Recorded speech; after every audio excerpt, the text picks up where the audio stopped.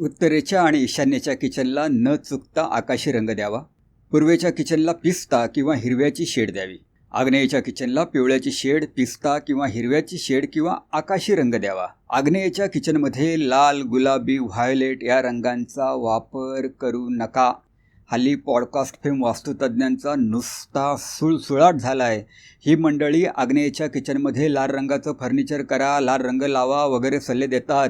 पण ते त्यांचं स्वतःचं तरकटशास्त्र आहे. वास्तुशास्त्राशी त्याचा काही संबंध नाही. नैऋत्येच्या आणि दक्षिणेच्या किचनला गुलाबी, लाल, व्हायोलेट किंवा पिवळा रंग द्यावा. पश्चिमेच्या आणि वायव्येच्या किचनला राखाडी, चंदेरी, सोनेरी, मातेरी, पिवळा, पांढरा यांच्या शेड द्याव्यात. रंग देताना निवडलेला जो मूळ रंग आहे तो किचनच्या दक्षिण आणि पश्चिम भिंतींना पहिल्यांदा लावून घ्या. नंतर उरलेल्या रंगात 5 ते 10% व्हाईटनर मिसळा आणि हा किंचित ब्राईट झालेला रंग उत्तर आणि पूर्व भिंतींना लावा.